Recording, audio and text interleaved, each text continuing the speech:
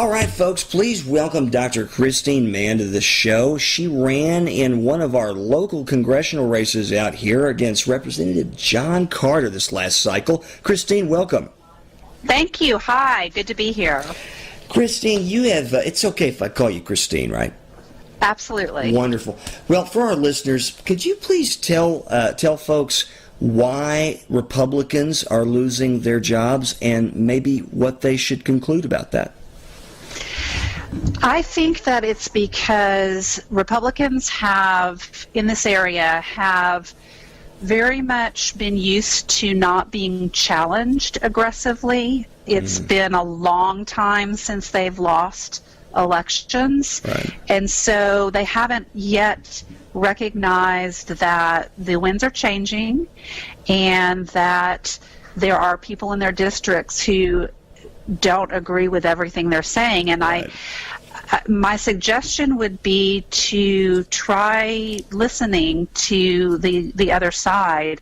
I have found it in my life in this area personally frustrating that when I approach a Republican elected official, my presence, even as a constituent, isn't welcomed. I was even asked not to make any more appointments to my congressional representative's office. You were even threatened when you ran. If I recall, someone threatened you too, and that was not nice at all. That was not good. Yeah, I had a noose draped over one of my campaign signs. Not very subtle, are they? And so, no, not at all. And so I think that if the doors would actually open to opposite points of view or differing points of view and a conversation even entered into, it would go a long way towards helping all constituents see that they have a point of view that is being heard. Which is why I like Christine, folks. I mean, we don't agree on everything, and in fact, there's some big issues I'm sure that we would structurally disagree on. However, at Real Talk, which is the name of my show here, we really don't want people to be divided on the basis of different perspectives. It's a really sad thing when people can't have different perspectives and learn from each other about why someone might have arrived at a different conclusion. That's the beauty of democracy that I grew up with. How about you? Absolutely. And, during my campaign, what I really tried to do is reach out to people and incorporate other points of view into what I was trying to run on and what I was trying to express. You certainly listen to everyone. I've noticed. I mean, folks, she really Thank is. you. Like, it's not just a politician here. She actually really does listen to folks. So, and when I run again, I'm already lining up people who identify as Republican to be on my team and help me issues in a way that does not completely politicize that we're working on. Right. I want to hear why people disagree with me, and can we work that out and come up with a solution that helps everyone get something. No one gets everything, and it's always going to be that way. No one's going to get everything they want, but how can we at least talk about it? How can we at least have a conversation? Do you mind, I don't want to put you on the spot here, but do you mind if I ask, give our folks an example of an issue that we might be able to find common ground on, health care? Do you mind? Are you comfortable talking about that a little bit, or do you want to save that for another day? No, I'm happy to talk about health care, and then if you're okay, I have another issue that gives a better illustration of what I'm talking about. Oh, okay. So, well, why don't you lead with that? Okay. So there is this idea that tuition-free college is a far left idea. Mm-hmm. But the reality is that the state of Tennessee has debt-free college for all of their residents, and that was produced under Republican leadership. Right. The Republican leaders talked to the business community, and they recognized that when kids come out of college, if they hold debt, they cannot start new businesses, they don't form families, they can't buy homes. They recognize that it's a generational drag. mobility, lost upward capital investment. Yeah, there's all kinds of things impacted by that. Yeah. So it's a drag on the economy. So from a Republican's point of view, it's of benefit to the economy for people to come out of college debt-free. Sure. From a Democratic standpoint, we just want people to get the education that they need, and we can do it in a fiscally responsible manner with these programs that have been done in Republican states. In other words, so people can find something in that policy concept to agree with, whatever their background. Exactly, and that's true. Another issue that I talked about on the campaign trail was homelessness. Utah was able to, again, a Republican took the lead on this. Our religious radicals, folks. the closest thing we have to religious radicals, the Mormons. All right. Anyway, I'm sorry, I had to. Well, they were able to reduce.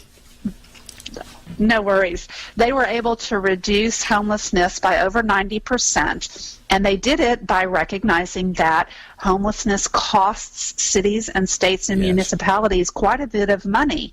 No doubt. So they were able to save money by housing people. They called it Housing First. And again, this was a Republican initiative done in a fiscally responsible manner that satisfied that need on the Republican side and satisfied the liberal side saying people should have homes. Well, so I actually started a nonprofit. I don't know, we'll have to talk about this over coffee. I started a nonprofit called Golden Years Project out of Dallas, and our whole focus is senior homelessness. And that's going to double or quadruple by some estimates in the next few years. Yeah. Anyway. That's a looming problem on the horizon. Yes, and what do you do about it? Say, oh, that's fine, we'll deal with it when mom and dad call us and don't have a home. No, I mean, that's insane. Of course, we need to solve these things as a community, which brings me neatly to healthcare. And don't worry, I'm actually more reasonable than you might think. Folks, I haven't told you this yet, listeners, but I am a big fan of the German model because it's fully funded and because people get to pick one or the other. And if you pick private, you have to do private. If you pick public, well, it's fully funded and your taxes don't go up that much. In fact, you hardly feel it. I don't think the biggest country in the world, the United States, with the most money, can't find a way to do something like that, Christine. How about you? On ultimate goals, and in my opinion, a single-payer system is the best option. Something that we could have a conversation about. But I'm working with a nonprofit right now that is trying to get a single-payer bill introduced in Texas, and we've got data that shows how many jobs each county will gain, how much money each county will save by doing this. Because again, would you send those to me? I would love to post those. Thing to do. Yes. Thanks so much. Yes, I will absolutely do that. Folks, we'll have those up on Mojo 5.0's website, and we'll have it on our Facebook too. But Christine, I mean, it's things like that people start out assuming the worst about each other, and then they never actually hear what the ideas were that they found objectionable, and sometimes people don't even know what they are.